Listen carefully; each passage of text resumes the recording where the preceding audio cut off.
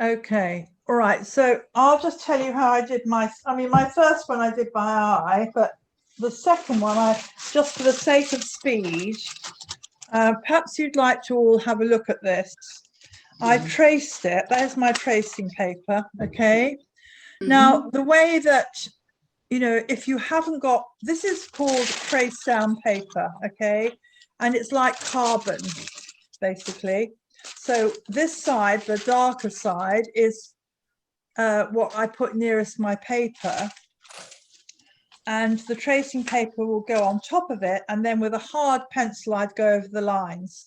That is one way of doing it. If you haven't got paper like this, you can actually, and I told Carol how to do this, but it is a bit messy, you can rub a soft chalky pastel on the back of the back of your tracing paper. That's this one here on the back. So you have to, first of all, you need to make sure that you write on here front, and then when you turn it over, obviously this is the back. You can rub some chalk over the back of here, some soft pastel. You can then turn it round, place it on your piece of paper and draw over the lines, making sure that your paper is secured down, and then you will get an exact representation or copy of what's on the tracing paper on the front. Okay. If you haven't got this trace down paper, obviously the other way of doing it is the long-handed way that Yvonne just mentioned, and that is literally to go over the lines on the back of your tracing paper with a soft pencil like a 6B or a 5B, and then you have to reverse it back and put it down on your watercolor paper and just repeat the step of going over the lines again on the front. That's the most, if you haven't got trace down paper and you don't want to use pastels, that's the next best thing. Alternatively, you can just simply draw it by eye. If we look at this picture, it's, I would have said it's actually relatively straightforward. We have 2/3 of the paper is taken up with the sky. 2/3 of the painting is taken up with the sky. I can see a lot of heads down. Yes. Are you happy to listen while I talk, or would you rather I didn't talk? No, keep talking. Keep talking. Hands up if you want me to carry on talking. Yes.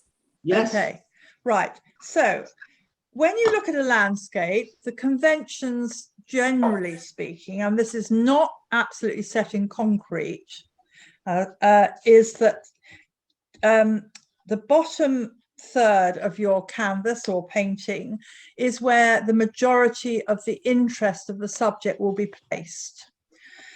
The top 2/3 in this case are all sky, and that in a way is what I think Lesley Worth is focusing on, a bit like Turner. I think that to both those artists, the sky and the changing elements and the effects of the light on the sky, depending on what the weather conditions were like, is what they were most interested in. And this is called A Dull Day, isn't it, this painting? Oh. And it does give the impression of being a typical English seaside scene with virtually no sunshine or blue sky. However, what Lesley Worth has done is to really capture the watery nature of the sky and the sea. So if you don't do, just looking at it initially, I would say, okay, providing I've got a line here on my paper that's about 1/3 up from the bottom, maybe a bit more than that, and then the rest of this is going to be sky. The most important line really initially is this one here, which we call the horizon line, and it runs along where the sky and the land actually meet. Yeah. Okay, that's the horizon line. So everything below that horizon line are basically the sea, which is all in this next big band here, and then a small proportion of it is given over to the sand in the foreground. So this is our foreground, this is our middle distance, and this is our background.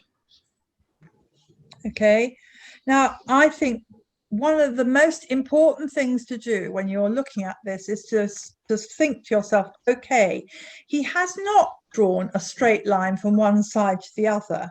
He's actually tipped the line, so it comes from a sort of about a couple of inches up on the left, and then it swings down, and it's a much smaller sort of proportion on this side. That gives the effect of the perspective doing that, you know, the fact that this is at an angle. The next band, which is the edge of a wave or a water line, is also treated in a similar fashion. So we've got a small piece, but then it goes to a much bigger, wider band down the other side. So he's changed it round in this case. So we've got, it's wider here and narrower here. So the opposite to the beach bit, the area of the beach. Mm. And then we've got another band, which is about the same width again, that looks as though there's a wave there, and that white area is the crest of the wave. And he does a lot of this in his paintings. He paints the crests of waves a lot, and it's very, very convincing, I think, the way he does it. He's obviously looked, and he's got a very few lines and a very few bits of color, but what he does use does actually express what's going on. So in this next band, the width here and the width here are fairly similar. And then the final area, which is of the sea, which is further away from us, he's made this side narrow and this side a bit wider. That takes us up to the horizon line. And again, it's not a directly straight line across the paper, so be careful. I mean, if you hold your pencil here and you measure that space and compare it with that space, the one on the right is a little bit deeper.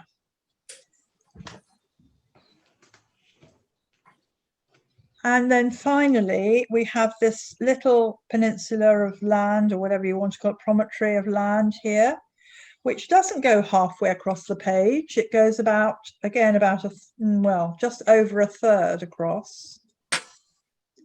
And then it looks as though he's trying to suggest there's another bit of a cliff or something further away, which he's made very blue and very soft. And it gives the sense of distance doing that. You know, we sort of get the sense that this is a lot further away than this area here.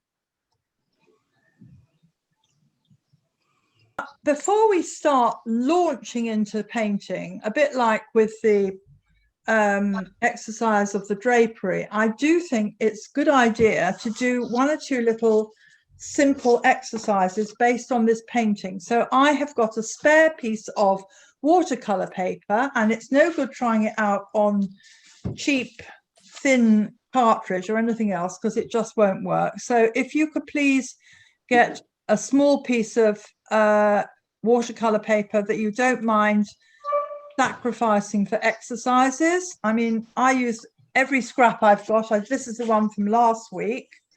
I think that's what I started with you, and then I did some more in the week, some more little exercises on the other side. So and then previous to that, I'd obviously done something else here. So I don't waste paper. I try and keep all the little scraps and offcuts and use those for what I want for an exercise. So if we can have that at hand, and then I would like you to mix up a couple of, well, shall we say 3 colors for the sky. So if we look at this painting again, I think that this color here, which is the clouds here, these sort of soft clouds, they look to me as though he's used raw sienna. So could you mix up a wash of raw sienna, and don't make it too pale, because remember what happens with watercolor, it dries 30% lighter than what it looks like on the paper.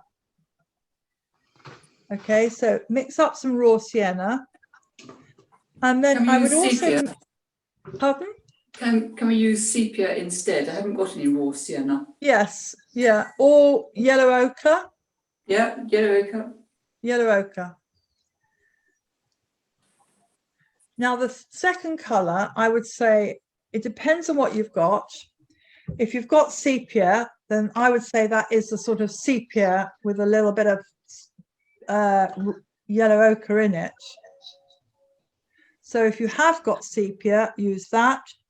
If you haven't got sepia, then you will have to use burnt sienna and ultramarine, I think, to get that with a bit of yellow in it. You're going to have to play around with your colours a bit. So what you're making for this one, it's a sort of soft grey brown, isn't it? You don't think it's a Prussian, you think it's an ultramarine. Well, you can try it with, just try it. I think the best thing is to try these things out. Okay, so burnt sienna and ultramarine. Try that to start off with, and if that doesn't work, then maybe use a bit of Prussian blue. Yeah. Now, the other thing I think I see in my print here, and I think this is, I don't know how true to the original this actually is, but I think you need a greeny blue for a very soft greeny blue, for some blue in the sky. And there's some patches of it. There's a patch here that's greeny blue, and there's a patch down that runs across here that's greeny blue. It's very close to the other color. It's difficult to see. But I think I would make a sort of soft greeny blue, so we can use that as well. Now I'm going to mix those colors, and I'm going to do some little squares of them on this paper. So I have a record. What are you going to use to make the soft greeny blue? Well, I think I use some Prussian, a little bit of the raw sienna together. Prussian and raw sienna? Or yeah, because it's a sort of greeny blue, isn't it? So it's got a bit of something warm in it. Okay, so, but the one on the top right is ultramarine and raw. Well, again, Sel, I think you're going to have to play around with it. You can start but is it with burnt sienna or raw sienna? I'm getting very confused. burnt sienna is the ready one. Is that the one that I make for the top left corner? Yeah, I would use possibly burnt sienna with ultramarine for that. Okay, I'm going to go for that.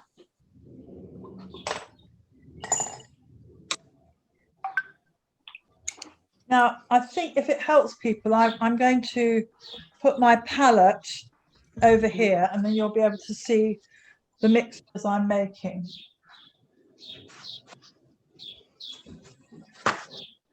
We don't need an inordinate amount, do we?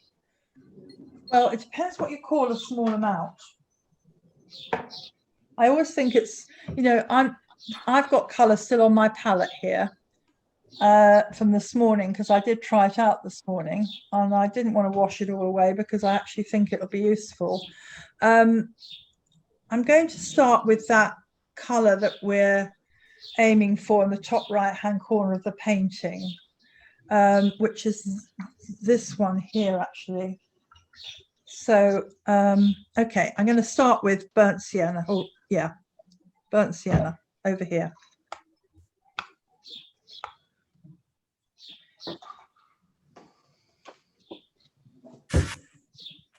Oh, so there is burnt sienna. If you've got sepia, do we need to use that? If you've got sepia, yes, use that. Okay. Now, if I put ultramarine with that burnt sienna, I can make a sort of, well, it's like a cool Payne's grey, isn't it? But that's not the colour of it. It's got more brown in it. Quite brown, isn't it? Yeah, so I'm going to put some more burnt sienna in it. And this is what then you end up with something that's like a reddy brown. And in order to cool it down, I'm going to put some of the yellow ochre in it. What's another? Oh, I've got gamboge and if I haven't got yellow ochre, I've got Iranian. You can use gamboge, but it's hotter. That's the only thing. Just a fraction.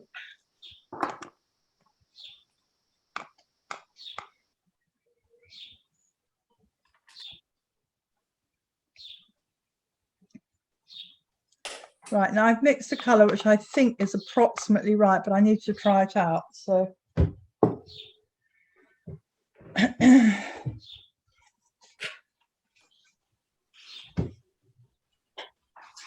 it's very grey on the paper, but that's probably all right.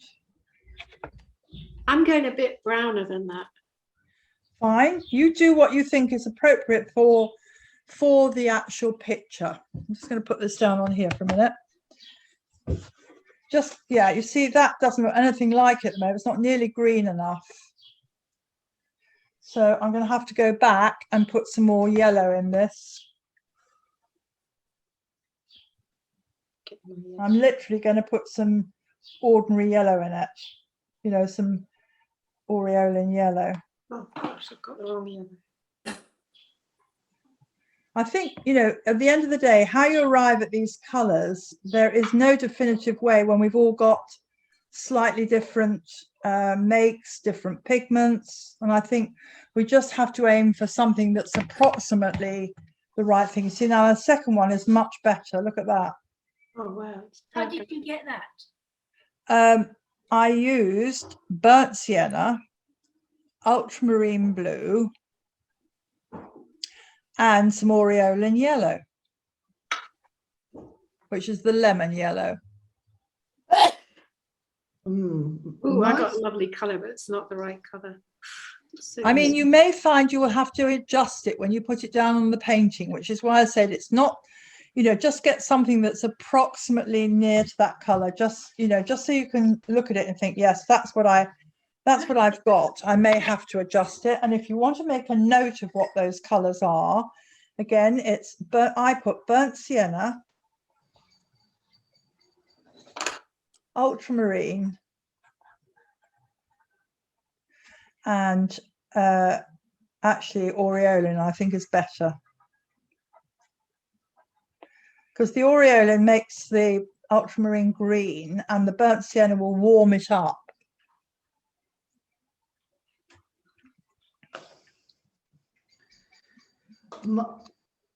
My sepia is very brown. Yes, I found that as well, Shelley. So you will have to put some blue with it, I think. You can't just leave it as it is. So whatever you do, just make a note of what you mix with it, like I've done here on mine. Yes. And then, you know, you will probably find when you push it down on the painting itself, it will change again. So you just have to keep an open mind about these things, I'm afraid. Okay, which blue do you suggest? Well, I did use ultramarine. I haven't touched the Prussian blue yet. Okay, then. All righty. So Try that, see what happens. Yeah, I think that works quite well. Yeah. Anybody else got any comments or suggestions? We're going for this dirty cloud at the top. Yes, it is a sort of dirty brown. I've got a bit of bluey green in it. Yes, mine's got a lot of green in mine. Sorry? It's quite green. It's quite green. We'll put a tiny touch more burnt sienna in it then. I think it's also very cool because it's an English scene. I don't think there's any heat in it at all. So I'm avoiding the siennas and I'm using umber. Okay, well, the umber is a warm brown anyway to kick off with. It's, you know, burnt umber is a nice colour to use. I'm not using burnt umber, I'm using raw umber. Oh, raw umber. Okay, well, that's okay. Perhaps you could show us what you've on your piece of paper, what it looks like when you've mixed it. So I've got the book. Oh, yes. So I'm looking at, I've got a photocopy and I've also got the book. So yes. It's much cooler in the book. Yes, I mean, I'm also looking at the book, my book anyway. And it's a sort of, it's a greeny grey, isn't it? A browny, greeny grey. Greeny grey. Yeah. Definitely.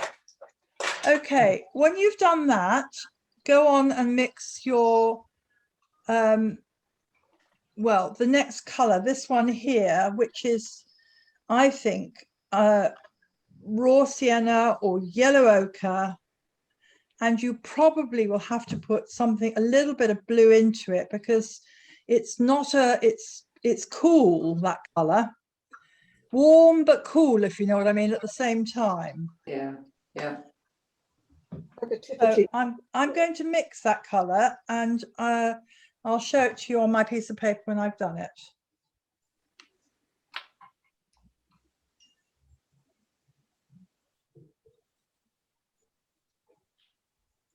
warm but cool, typically English summer's day where you don't know whether to wear a cardi or not. Exactly, Prue, exactly. I mean, I thought it was going to be another cool day today, and it's turning out boiling hot. It's amazing. Oh, it's just mad. Now, my first attempt looks like that, which is okay.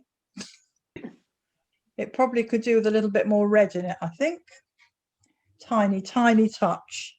So I'm going to put a tiny, tiny touch of, now dare I say it, the burnt sienna in it. I'm getting very confused with raw and burnt and Well, you know what you've got, Chris. Have you got raw sienna? can't find raw sienna. No. I know you've got yellow ochre because we've discussed this an awful lot, and yellow ochre is probably the best color to use. Use yellow ochre for this color, which is in the clouds here, the soft beigey color. Use yellow ochre and put a tiny weeny bit of either crimson or burnt sienna or even vermilion into it, but make sure it's tiny. So this is, oh gosh, I'm really, raw sienna. Raw sienna. So this is my raw sienna. So we're looking at raw sienna and Sienna with what? Either raw sienna or yellow ochre. okay. And then put the tiniest bit of, I think the trouble is the yellow ochre is actually, or well, both the yellow ochre and the raw sienna are all quite ready anyway. So I think maybe with those two, you might even have to put a touch of blue into it. Yours, What I mean, what have you put in yours, Sue? I think I did put a bit of blue. Yeah, it looks like it's got something. Yeah, Like I think blue. I used this. Look, I'll show you what I used on my palette. Blue did you use? Ultramarine. I used this, which is yellow ochre or raw sienna. They're very similar. Must have used a touch of blue with it. And I also put in a touch of red. So I did a bit of, but when I say a touch, I literally, the end of my brush touches the color, because when it's very pale, these strong pigments will immediately affect whatever you add to them. So what I've got here on my paper, this is the color I've mixed, and this is, I think, quite good. Yes, that's lovely. Yeah. Yeah. So mine's gone too I'm going to red. make a note of this, and so you all have it as well. It could be yellow ochre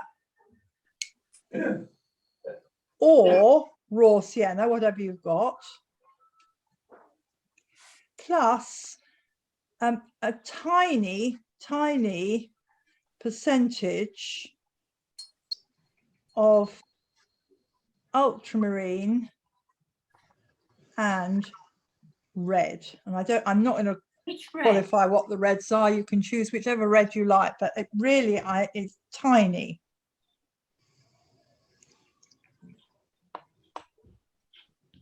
Actually, those are beautiful colors. Don't you think they're beautiful? I don't know if you can see it, but Yeah, they are. They'd make a lovely jumper. yes. Well, Prue's making a most amazing jumper at the moment, and it has, I think, got that color in it, hasn't it, Prue? There's one of those two. Yes, it has. That's Yeah. because I'm spinning the yarn, and one of the plies is a mixture of those two colours because it's Maybe she'll show you at the end, but I mean, these are most beautiful, subtle colours. And I think what Lesley Worth does do, he really connects with where we're at, you know. It's not some imaginary Mediterranean beach scene. It's what he obviously feels is very beautiful, you know, about the English countryside. Yeah, no, it's very Wales. Yes, it's Wales. Yes, definitely. Okay, now finally, I think, so I would say, you know, this is going to be color number 1, possibly. I'll call this color number 2. And the third color we're going to mix is this bluey gray color here, which modified is used in the water.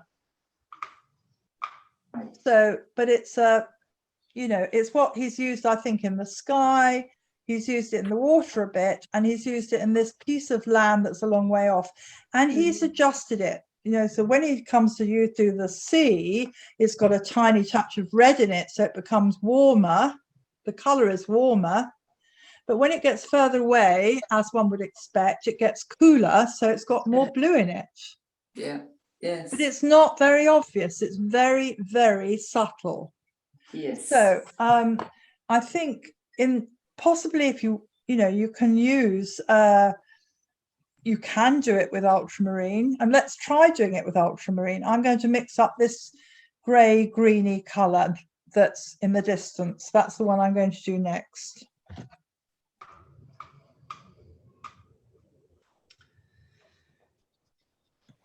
Well, I think it's ultramarine, Yeah. and I think it's a little bit of it's actually got a little bit of crimson in it, to be honest, tiniest bit, and yellow ochre again. Okay.